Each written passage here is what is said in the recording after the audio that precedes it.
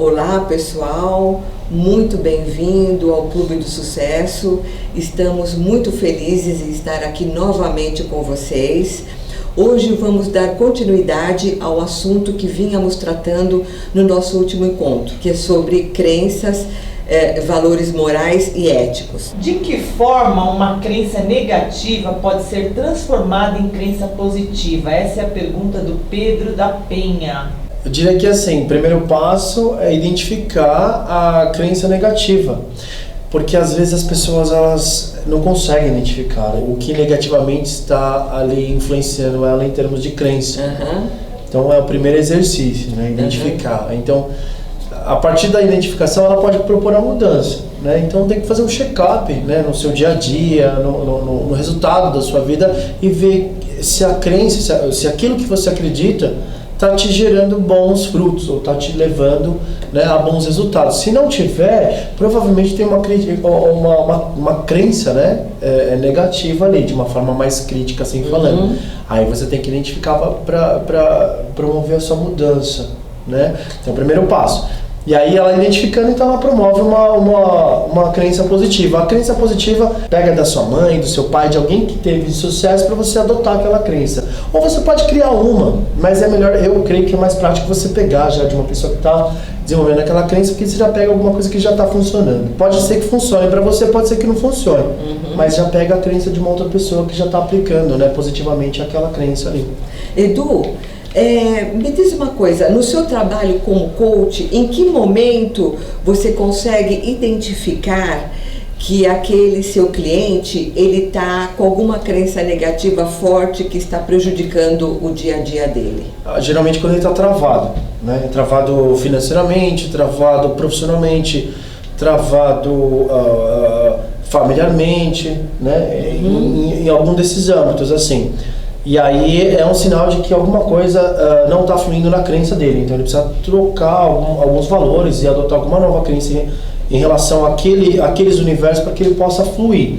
Mas geralmente quando trava, né? Mas é necessário que ele tenha ali uma vontade e uma meta de progressão. Porque se não tiver, é muito difícil você identificar a crença negativa porque ele está sem meta, ou seja, ele está sem projeção de progresso.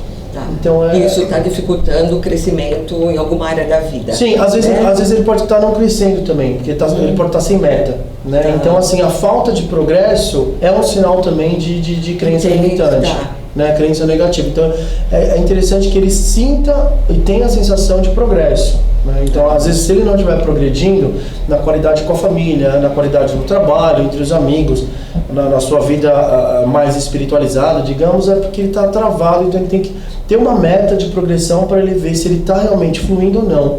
Aí sim ele vê o que se refere à crença negativa e o que se refere à crença positiva, né, no caso. Ok.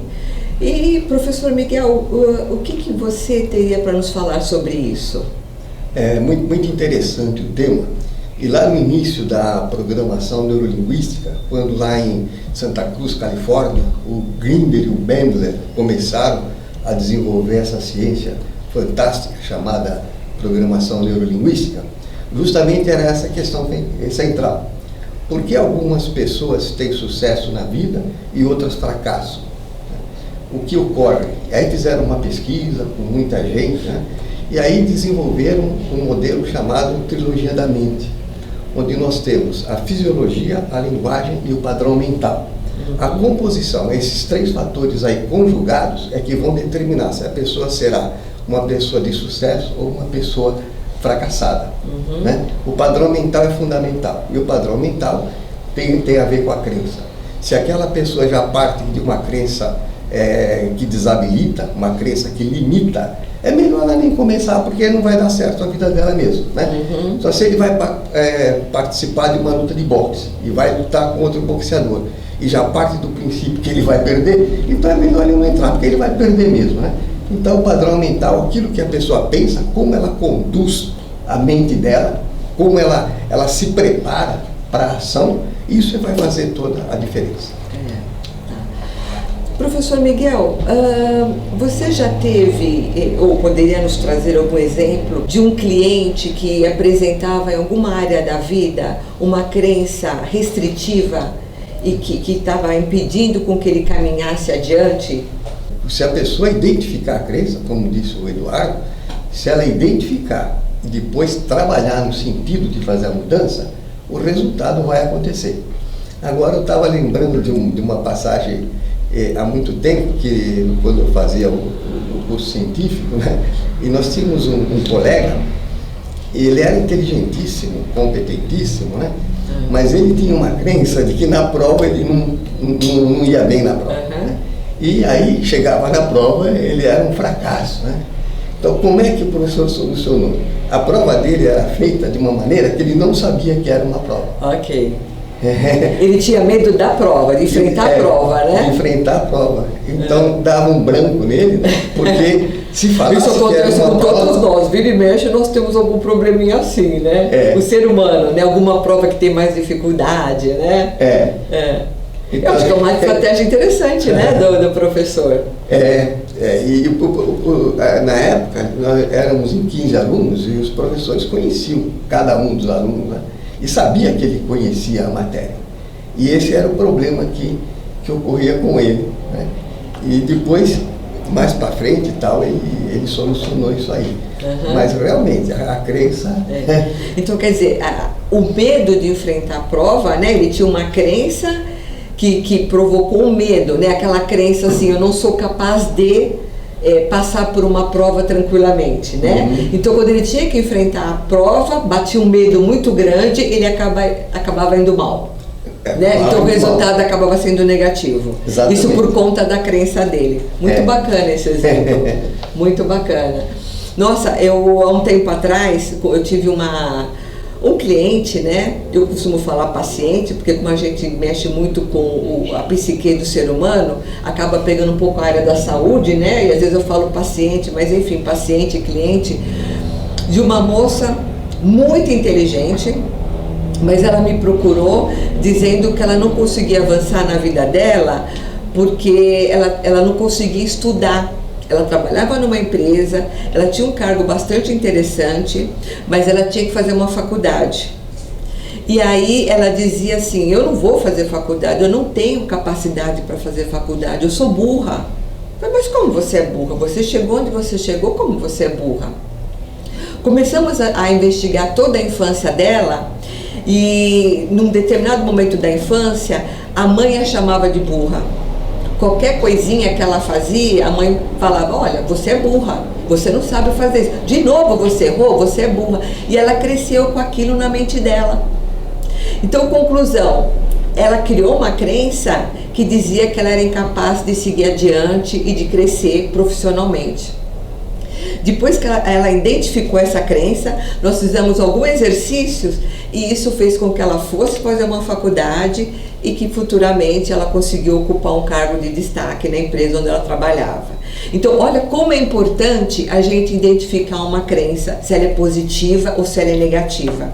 Muitas vezes nós deixamos de fazer coisas que são boas para nós porque acreditamos que não somos capazes. Olha, eu conheço uma amiga que não consegue tirar carta de motorista para dirigir um carro. Toda vez que ela pensa que ela tem vontade, ela tem medo de dirigir e acaba desistindo. Ela fala, não vou tirar carta, embora ela tenha muita vontade de fazer. E nós conversamos também algumas vezes e ela dizia que a mãe dela tinha muito medo de dirigir e isso passou para ela. Então, olha como é interessante, o medo não vinha dela, vinha da educação que ela teve. Esse medo foi passado pela mãe. E então, isso dificultava ela seguir com o desejo de tirar a carta de motorista. Então, olha quantas crenças nós desenvolvemos, crenças negativas, né? Que nós desenvolvemos no decorrer de nossas vidas e que nos prejudicam. Que tem nos prejudicados e muitas vezes nós não paramos para pensar onde está o problema, o que está acontecendo, por que você não pode fazer isso. Então é muito importante que você descubra os seus sentimentos, né? Que você veja da onde está saindo aquele sentimento negativo, da onde está saindo aquele sentimento triste, porque atrás daquele sentimento tem uma crença negativa que está te provocando, negativamente, né? A permanecer naquele lugar, a não mudar um determinado momento da sua vida. Tá? Então é muito importante que você comece, que você tenha coragem com uma terapia, com um psicanalista, com um coach, que você tenha coragem de ir atrás daquilo que é melhor para você, que você não desista, que você se sinta fortalecido, porque todos nós temos limitações até que descobramos que essa limitação é fácil de se resolver. Tá? Se você tem vontade de fazer um curso conosco, todos esses temas estão sendo tratados no Clube do Bom Atendimento, é um clube online, e eu acho que ele vai poder ajudar muito você na sua dificuldade do dia a dia. Faça esse curso conosco. Obrigada.